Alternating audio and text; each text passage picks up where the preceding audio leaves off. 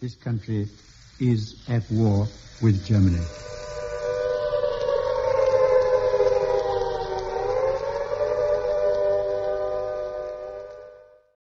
Today on the briefing room, I will be talking to historian and New York Times best-selling author Craig Nelson.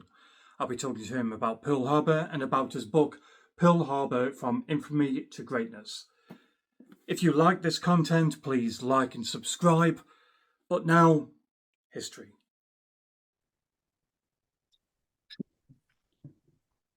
Okay, yeah, get your camera nice and clean. Exactly.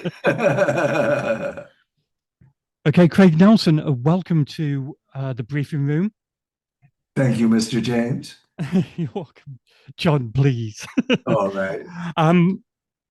Pearl Harbor is one of the things that I think a lot of people think they know about. I think they've seen the films, they've read articles about it, and they think they know about it. But reading your book, I realized I didn't know anything. Oh, thank you. I hardly knew anything. There was a lot of just astonishing stuff in there. And talking about your book, here it is. From infamy to greatness. And I'll put a link down below to get hold of the book. Firstly, I wanted to ask you about the cover. I just wondered what this photo was and why you chose that. So this cover is an iconic photo. It's almost the symbol of Pearl Harbor. It's the explosion of a destroyer called the Shaw.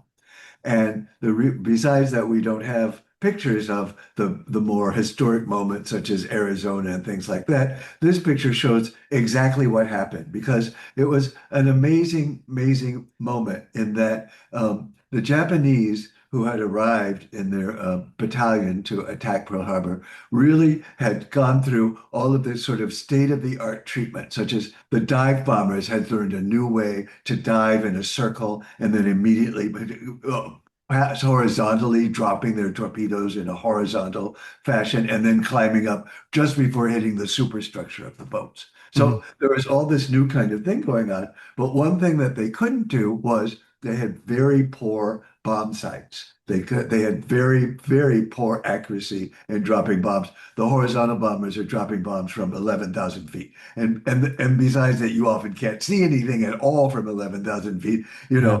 It's very difficult to do. And so the leader was this guy named Minoru Genda. And Genda was so wild, his nickname was Mad Genda.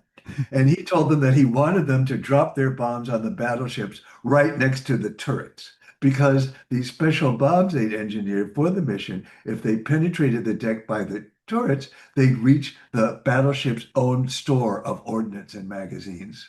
And the ship would blow up, would trigger an explosion that would really destroy the ship.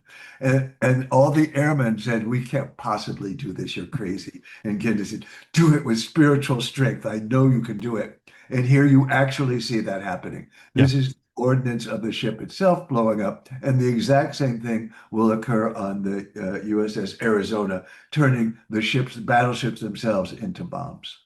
So you're basically showing when the Japanese actually got it perfectly right then. Yes. Wow. Well, your book covers a lead up to the attack from what I think is 1914. Right.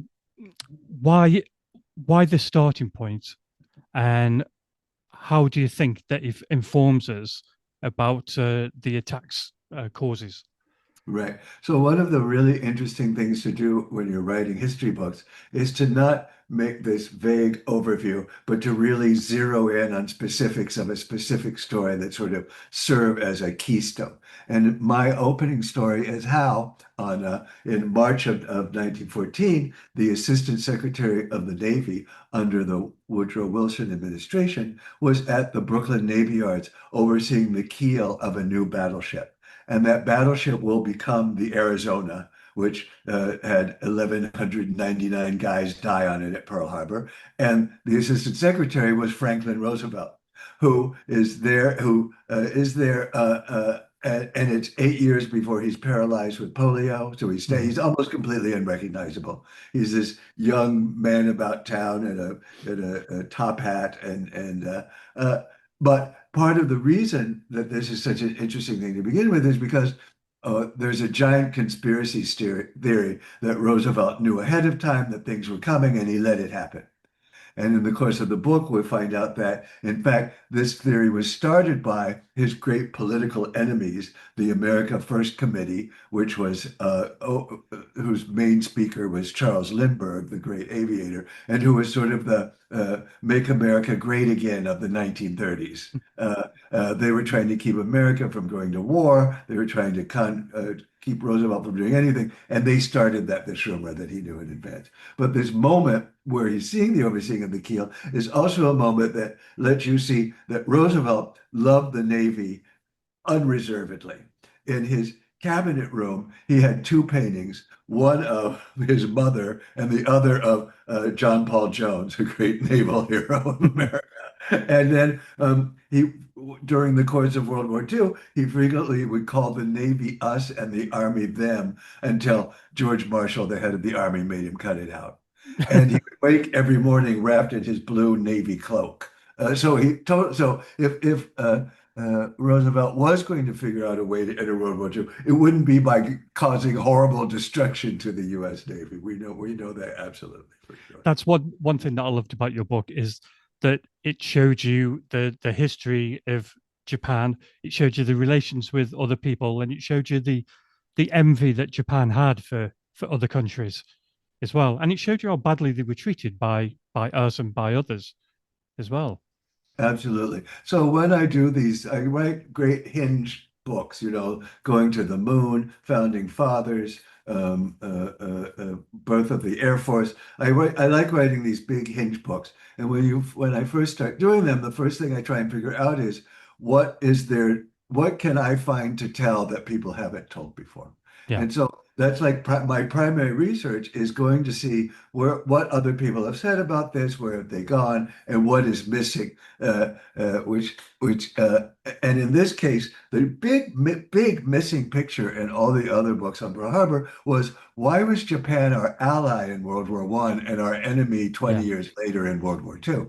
And I thought this was an amazing story myself. I was really fascinated by all of this. There's very little material you can get on it. There's only a couple of books in English, and I had to go to Japan, and they actually wouldn't let me into one of the research facilities I wanted to go. I even called Caroline Kennedy's office because she was then the U.S. ambassador to Japan, and they couldn't even do anything about that. Wow. But anyway, so the story is that Japan has to import. An entire economy is import and export. I think it's still true to this day. They have to import oil. They have to import gasoline. They have to import scrap metal. They have to import rice. I mean, everything. Their whole foundation is based on it. So when the Great Depression arrived, they were hit very, very hard by the big tariffs that were being assumed and the sort of protectionism that everyone was trying to do to try and get jobs going in their own country. Mm.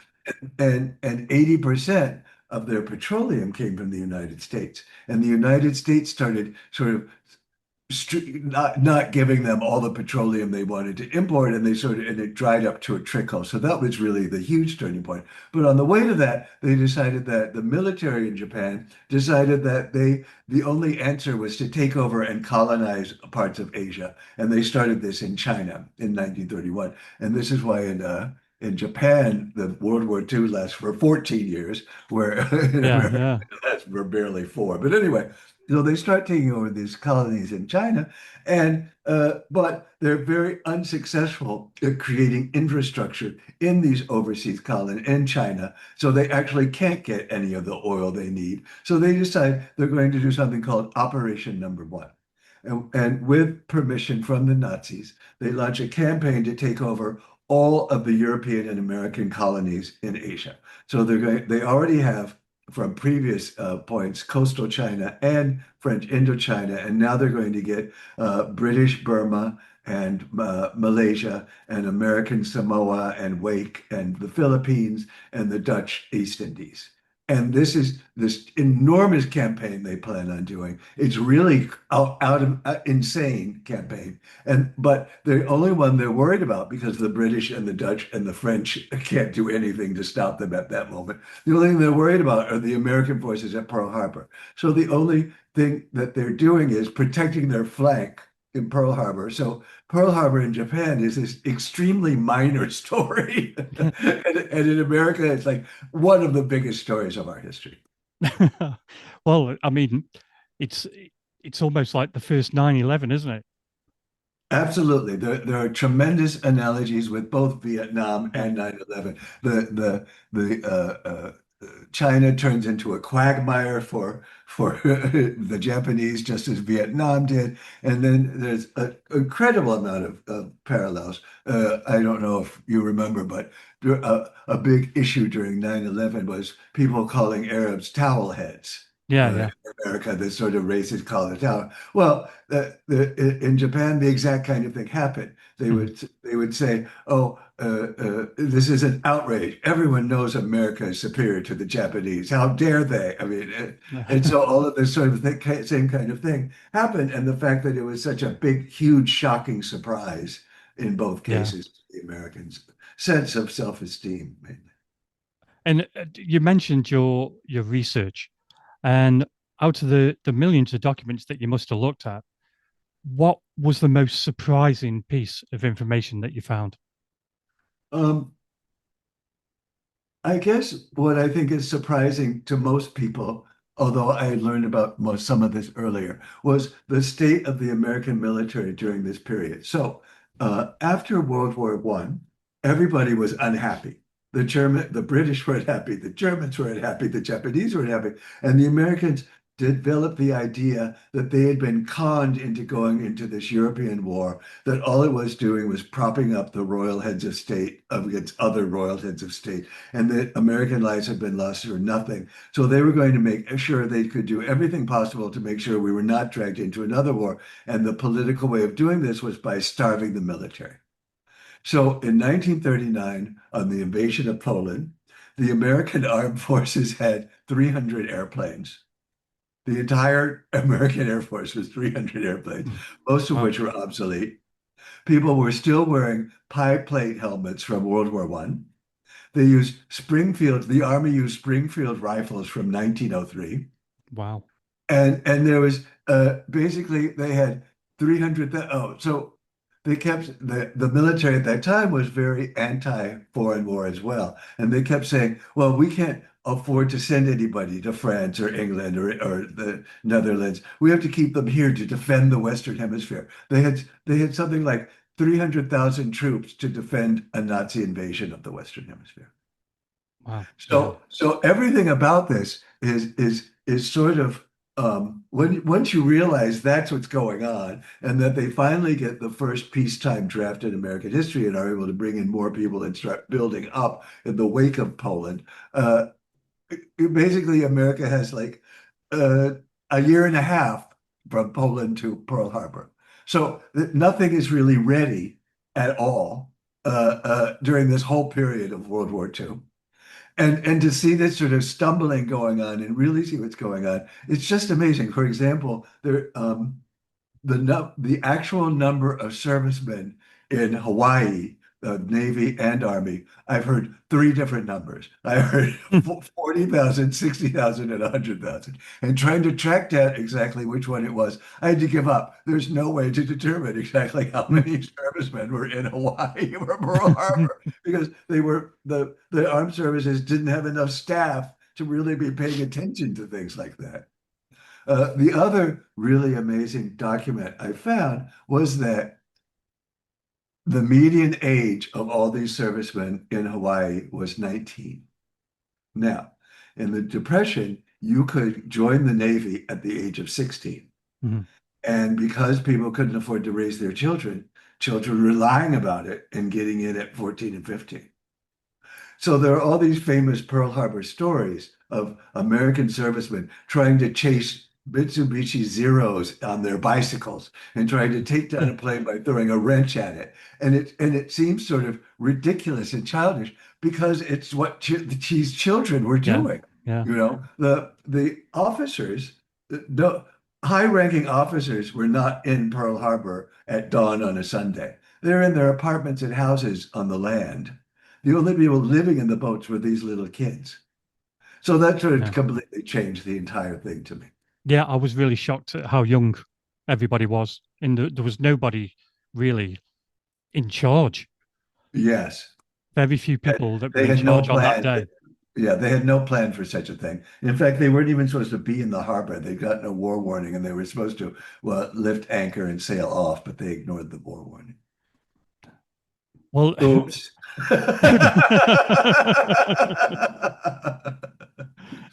and what you've mentioned it already by mentioning the Japanese and uh, you. What I like about your book is it shows everything from the Japanese side and the US side. Right. How did you balance those two perspectives in such a complicated narrative?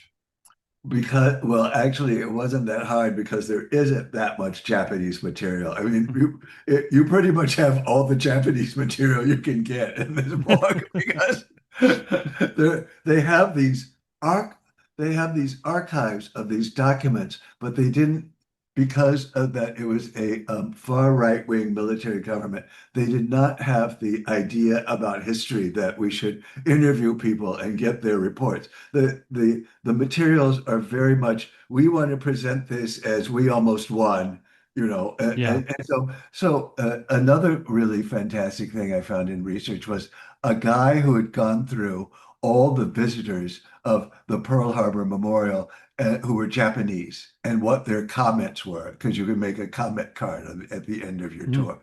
And so, and the big comment was that they had known nothing about Pearl Harbor at all before coming to Hawaii.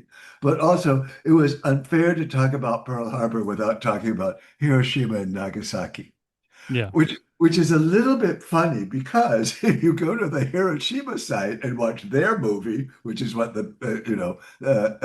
you see a movie about two little girls playing in a sunflower field, and suddenly they're attacked by bombs from the United States for no reason. So, Massive propaganda on both sides. Right. So I don't think balance is what you're looking for when you have these memorials. Well, yeah, I mentioned Pearl Harbor being an event that we think we know. In your research, what was the biggest misconception that you wanted to change people's mind about? Well, actually, it was really reinforced when I was on tour for that book because pretty much everyone in America, notably the Navy, who is interested in Pearl Harbor, wants to know who's the person that's responsible for this tragedy and have they paid and how do we find that person? And it's just not one person. You can say the person responsible for it is the Japanese, or you can say the head of the Navy sent out these contradictory cables where he'd send a cable to Hawaii saying, we have information that the Japanese might attack, and then send another cable going, oh, I don't think they will. You don't really have to pay that much attention to that. So that was bad. And then you have this sort of racism that appears both here and again in 9/11, where people just can't imagine the Japanese were, and you can watch Bugs Bunny cartoons from this era that shows this actually happening, where the Japanese are bucktooth and physically inept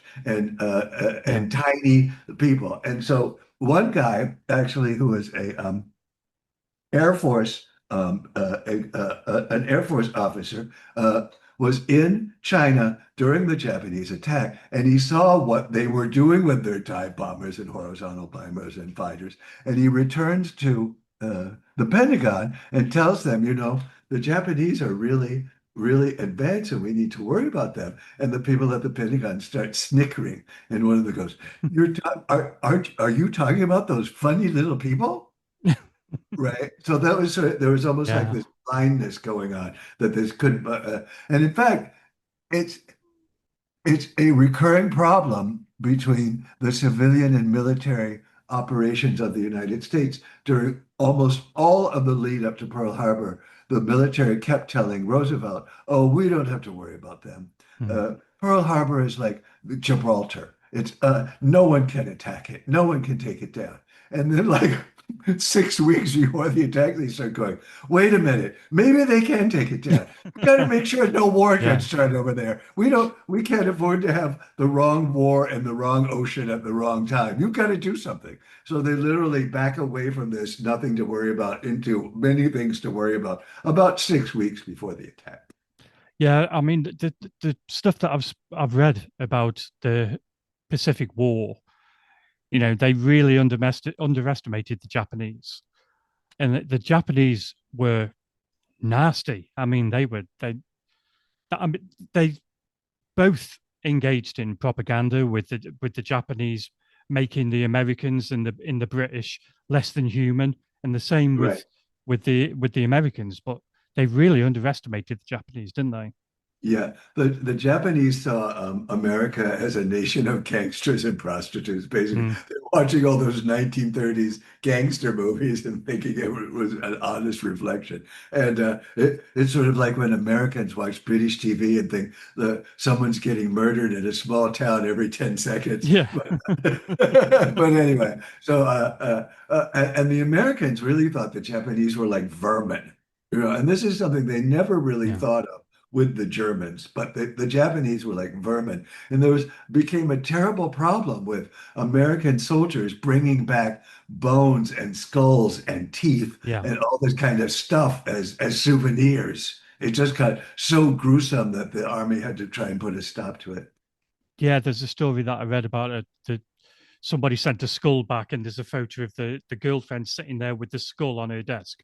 Right. It's like crazy stuff. Right.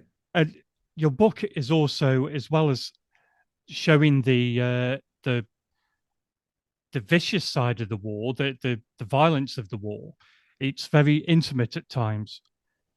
Is there any poignant personal story that especially resonated with you? So when 9/11 happened, I was living in Manhattan, about a mile and a half from the site. Mhm. And I saw on the news that a plane had flown into one of the towers. And I went up on top of the roof of my apartment and was watching there going, how did this happen? It's a perfectly clear day. And why is that other plane flying so close? So I saw the Wow. second strike on the tower. I don't remember anything between then and when the buildings pancaked and collapsed, which is like 3 hours later. Mhm. And then for almost 3 years after that, I had a fear of planes overhead. I'd see one and I'd go, what is that doing there? So should that plane be there? And had this really like primordial PTSD Yeah. reaction to planes.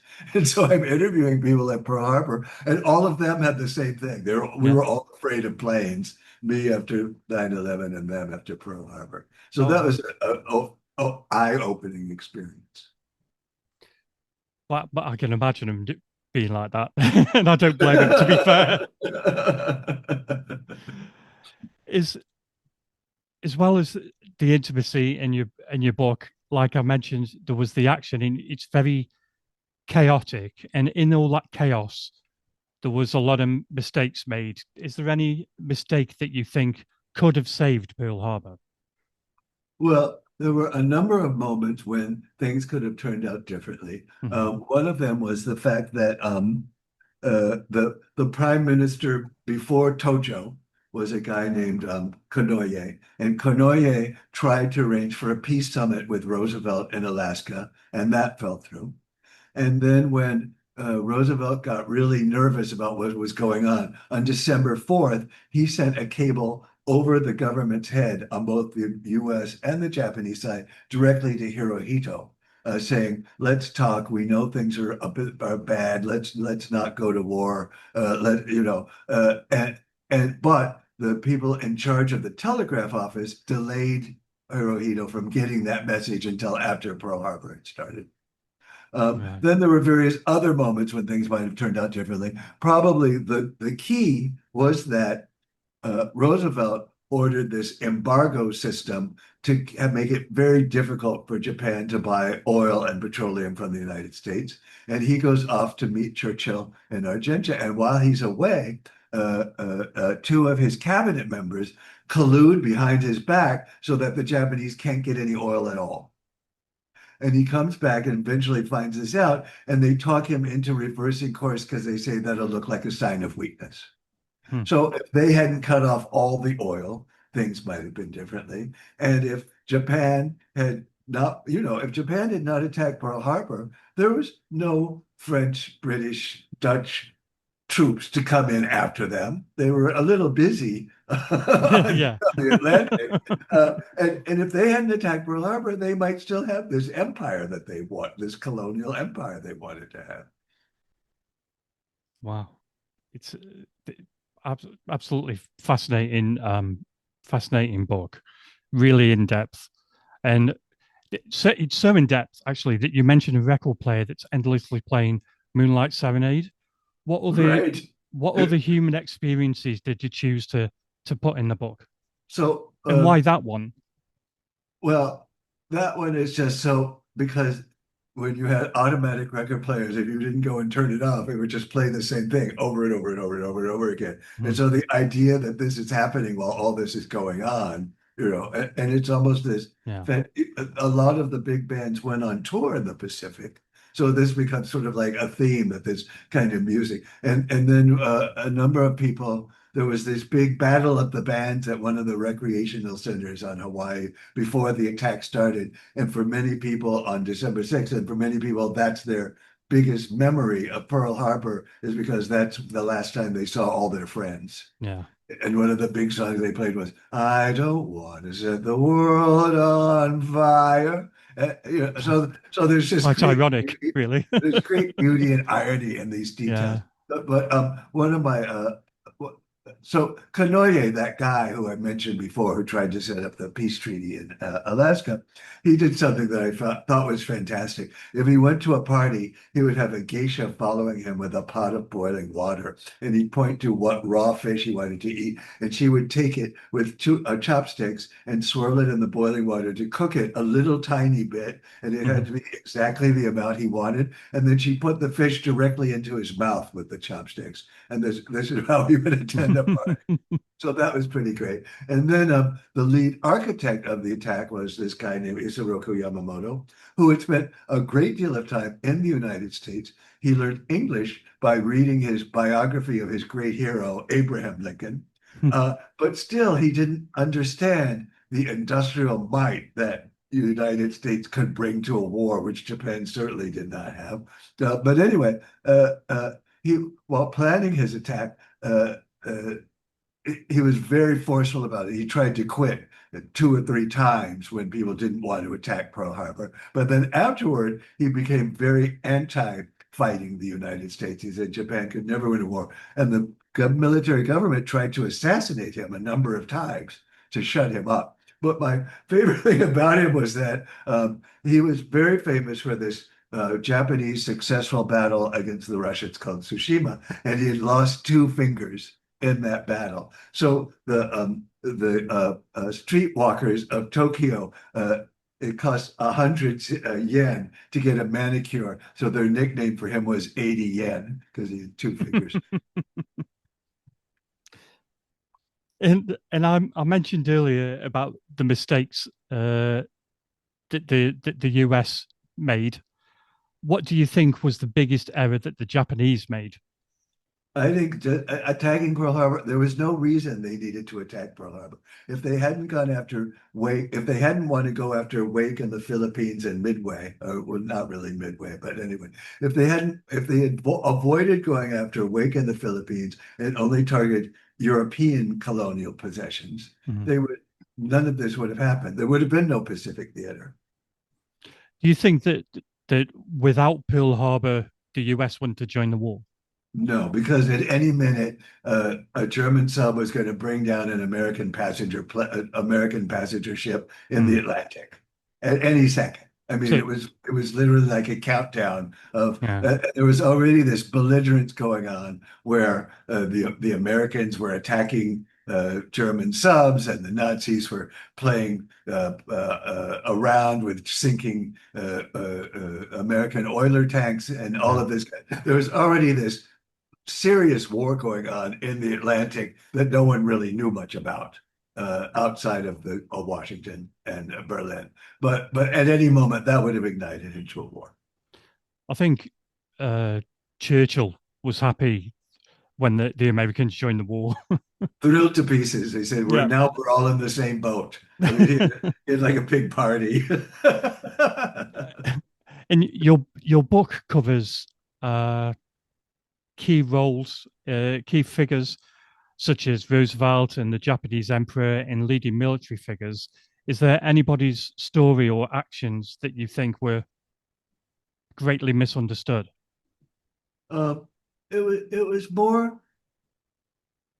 It's more the idea that we've got to pinpoint one person who's responsible. Was it Roosevelt? Was it Admiral Kimball? Was it General Short? Was it, and this idea that this is how this all happened was simple. And it wasn't simple. I mean, most people in the Navy did not want to attack Pearl Harbor. And Yamamoto had to threaten to quit repeatedly to get it to happen. Then in many ways, the Japanese were not technologically sophisticated enough to pull off this attack, but they went on this entire R&D program to figure out how to do it. Like the Pearl Harbor waters are so shallow that none of the Americans thought anyone could attack them with torpedoes. But the Japanese figured out this way of attaching wooden fins to a torpedo that would break away when it hit the water, and the fin would slow it down so that it wouldn't sink so low and get stuck in the mud, or porpoise dolphin back out of the water and target. So and then they figured out how to make so the American battleships were supposed to be bomb proof, but the Japanese figured out how to use an extremely heavy bomb and drop it from 11,000 feet, and the 2 or 3 times they were able to strike near the turrets, they were able to create this incredible explosion. So it was really unforeseeable on both sides until the actual attack. Yeah, the wooden fins, that was one of the most fascinating facts of it that I read, and I thought that was amazing. Yes, I became very interested in torpedoes because of this book. Almost obsessed with them, because you have to solve like every aspect of the material world when you deal with torpedoes. You have aerodynamics, you have weight, you have gravity, you have aquatic issues, all these things. It's a very interesting thing, I thought, the torpedo. Yeah, I thought it was amazing. And you said that you talked to the people who were there. How did this attack, apart from making them scared of planes, how do you think that it affected the people who were there? So I have a theory, and you can, since you're doing World War II talks, you can think about this and maybe want to bring it up with other people. And that is that there are all these movies in the 1950s called noir, Noir, and in all of them, it stars a very disturbed American man who's like haunted by something, and he's wandering around and he's having all these problems because he's haunted by these horrible things. Are all those noir male stars stand-ins for Americans back from World War II suffering PTSD, which they can't talk about because it was considered unmanly to even discuss it. Right? So that's interesting. But one of the things, so there was this guy, one horrible story to show what had happened was there was this guy named Sterling Kale who was in charge of trying to recover bodies off the Arizona. And there's almost 1,200 of them. And so everyone is wearing these black leather coats and gloves to do all this. And they're really surprised because there's like dust everywhere in the middle of Pearl Harbor. And on the boat, there's all this dust. And suddenly they realize it's human remains of people who'd been bored to death. So 6 years after Pearl Harbor, he's at a picnic, and a giant on the beach, and a rogue wave comes in and grabs the entire picnic table and his 2-year-old son and drags him out to sea. And Kale ran into the water to save him and froze.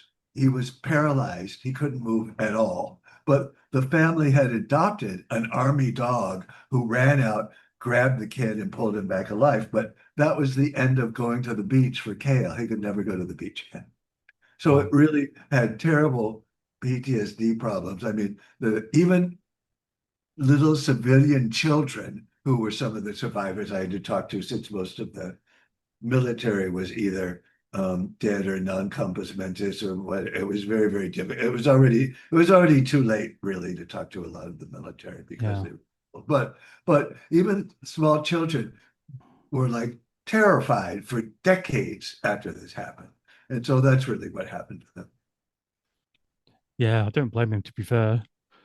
And when you said about diving into the water, it just made me remember something that I found a stark contrast between the Japanese really respecting the American men for fighting back, and there was a Japanese body in the harbor, and the Americans left it there for weeks.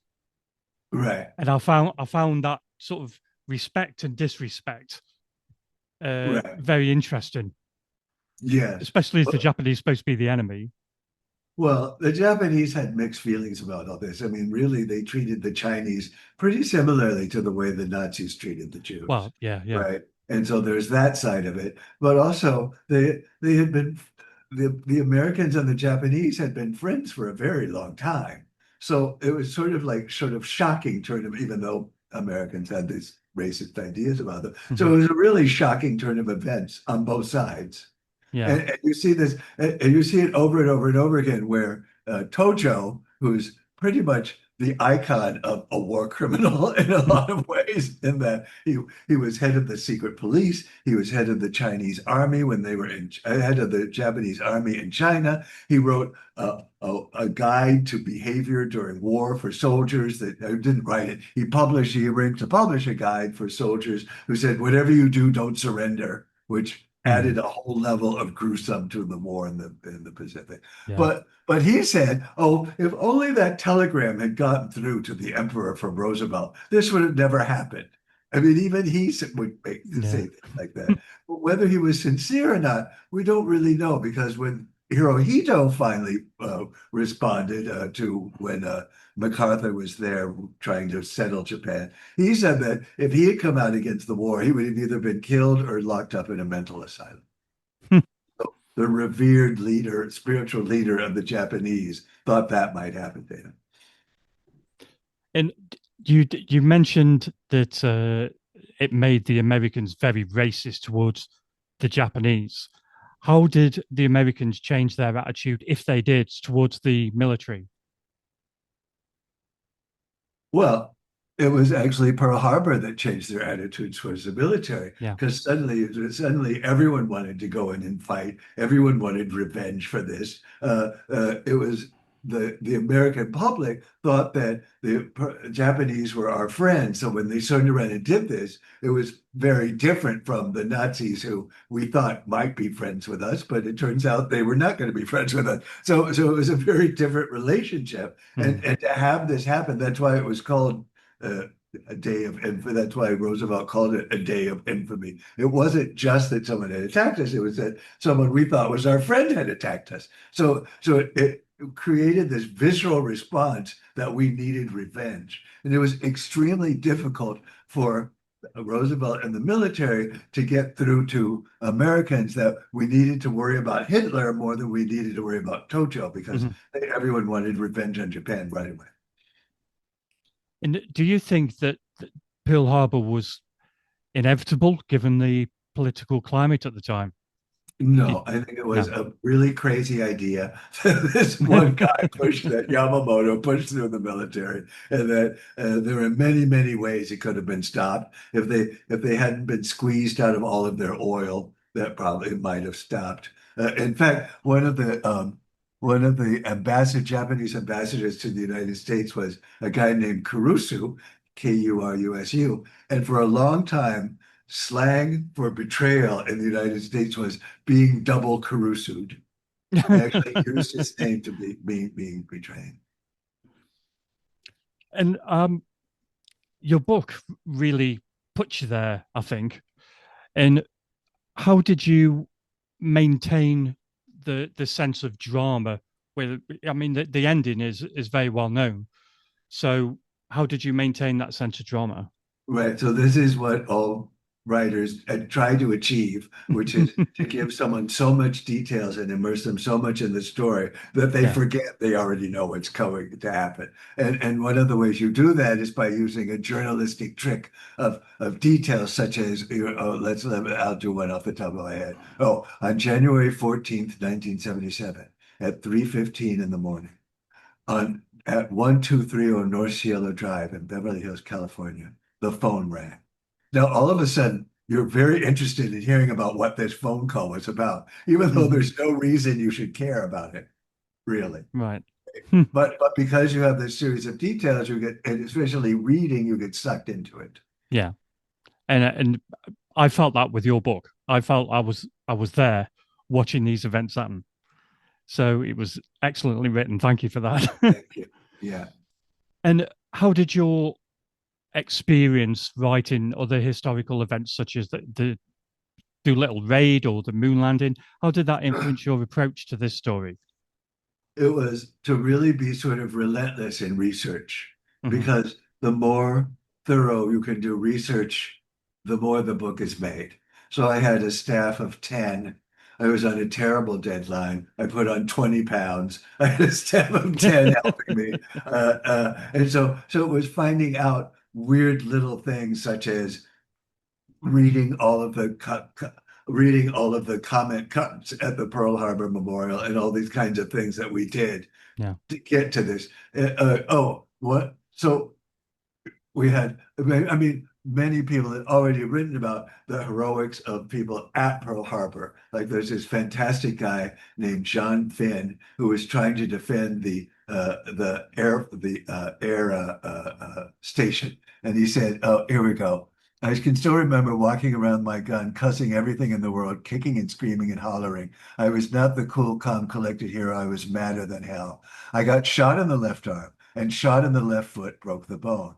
I had shrapnel blows in my chest and belly and right elbow and right thumb. My scalp got cut and everybody thought I was dying. Oh Christ, the old chief had the top of his head knocked off. I had 29 holes in me that were bleeding. I was walking around on one heel. I was barefoot on coral dust. My left arm didn't work. It was just a big ball hanging down, but basically it just wasn't my day to die." So you have these kinds of stories happening Yeah. during, but there's an incredible amount of heroism that happens after, like the guy cleaning up the ashes. And then there are all these guys in old-fashioned metal helmet diver suits who are going down to try and fix the boats. And they Yeah. actually fixed almost all the boats in like 4 months. It's Wow. and people don't really talk that much about this No. side of the story, but anyway, Wow. pretty much everything for all the aircraft carriers were away or out getting repaired, so they weren't affected. But there were only 3 of them, and then all of the battleships were restored in around 4 months, which was good because Midway shows up in May, and that reverses the course of the war. Yeah. Yeah. And I think that the stories of when people are escaping from the middle of the boat, that is what created an emotional response in me, because I was thinking, get out, and it's a shame that people did lose their life. I mean, one guy was too big to fit through Right. the gap where people escaped, and it was just awful. Everything about that attack was just awful.